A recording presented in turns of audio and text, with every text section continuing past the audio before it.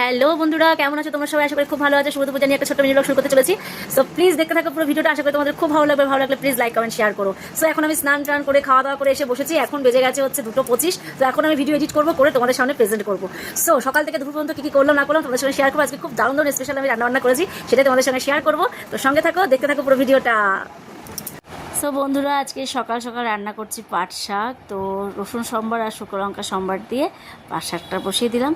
পাট শাক খেতে আমাদের বাড়ির সবাই ভীষণ ভালোবাসে। তোমরা কি ভালোবাসো? অবশ্যই কমেন্টসে জানিও।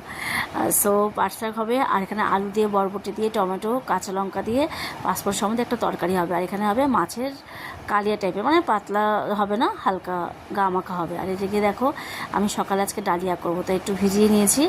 মুগ ডাল দিয়ে ডালিয়াটা হবে সিম্পলভাবে। আর 4 পিস মাছ আছে, এটা দিয়ে মাছের ঝোল হবে। আর এখানে দেখো আমি তরকারি বসিয়ে দিয়েছি, আলু বরবটি। অ্যাকচুয়ালি 2টো কড়াই বসিয়েছি, খুব তাড়াহুড়ো। হাজব্যান্ড অফিসে যাবে, সকালে ছেলে মেয়ে খাওয়ার রেডি করতে হবে। মেয়ে চলে গেছে পড়তে। এই যে আমার ডালিয়া কিন্তু একদিকে কমপ্লিট। আর এদিকে আমি মাছটা নুন হলুদ মাখিয়ে নিচ্ছি, পরপর রান্নাটা করে যাব। কেননা আমার একই হাতে সব কিছু করতে হবে।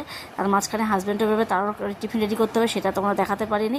সো নুন হলুদটা মাখিয়ে দিয়ে এদিকে দেখো হাজব্যান্ড চলে যাচ্ছে অফিসে। সো একটু মানে কিছু একটা ইয়ার্কি মারছিল, তো সেটা আমার মনে নেই। আমি ছবি তুলবো, এখানে ভিডিও হয়ে গেছে।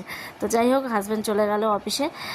তো এরপরে ও চলে যাওয়ার পরে কিন্তু আমার আরও অনেক অনেক কাজ রয়েছে। তুমি দেখো বন্ধুরা, ঘর দোর সব পরিষ্কার হয়ে গেছে। হাজব্যান্ড তো মোটামুটি একটু হেল্প করে দিয়ে গেছে। তো ঘর বাড়ি পরিষ্কার থাকলে কত ভালো লাগে দেখতে, তাই না? সো দেখো, আর এখানে গোপাল সোনাকে কিন্তু ওঠানো হয়ে গেছে। গোপাল সোনাকে সকালবেলা আমি উঠিয়ে দিয়েছি। সো পুজো টুজো দেওয়া হয়ে গেছে। এরপর দেখো বন্ধুরা, এই যে আলু বরবটি তরকারিটা হয়ে গেছে, এটা দিয়ে রুটিও খাওয়া যাবে। আর এখানে ডাল সেদ্ধ হয়েছে, এটা দিয়ে আমার হাজব্যান্ডকে টিফিন দিয়েছি। এটা দিয়েও দিয়েছি, বরবটি দিয়ে তরকারি দিয়ে দিয়েছি, সব দিয়ে টিফিন দিয়েছি। আর দিকে দেখো ছেলেকে আমি ব্রেকফাস্ট দিয়ে দিলাম, ডালিয়া, একটা ডিম সেদ্ধ, একটু তরকারি দিয়ে। আর এখানে আবার আলুও ভেজে নিচ্ছি আলাদা করে, যেটু মাছের কালিয়ার মতোই করব। আর মাছের ঝোলের জন্য অন্য কিছু ছিল না, তাই ভাবলাম আলু দিয়ে করে নিই। তো পেঁয়াজ রসুন আদা, রসুনটা দিইনি, পেঁয়াজ রসুন টমেটো কাঁচা লঙ্কা দিয়ে আমি একটা পেস্ট তৈরি করে নিচ্ছি টমেটো দিয়ে। আলুটাকে ভেজে রাখলাম, মাছটাকেও ভেজে নিলাম। এরপরে আমি জিরা, তেজপাতা, দারচিনি, লবঙ্গ, এলাচ সম্বার দিয়ে মশলাটাকে দিয়ে ভালো করে মশলাটাকে কষিয়ে ভাজা আলুটা দিয়ে দেবো, দিয়ে সামান্য জল দেবো, সামান্য দু চারটে চিনি তোমরা দিতে পারো, ব্যাস নামিয়ে দেবো। এটা হচ্ছে সিম্পল রান্নাবান্না। সো আমার তো আজকে রান্নাবান্না হচ্ছে এখানেই আমার সমাপ্ত হয়ে যাবে। তারপর আর কোনো ভিডিও শ্যুট করতে পারিনি।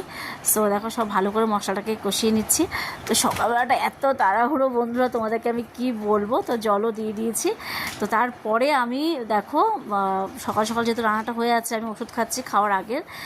তারপরে আমি আমার ব্রেকফাস্টটা করে নিলাম, এরপরে আমি তরকারিটা নামাতে যাব। সো দেখো, আমার তরকারি হয়ে গেছে। তো কেমন লাগলো পুরো ভিডিওটা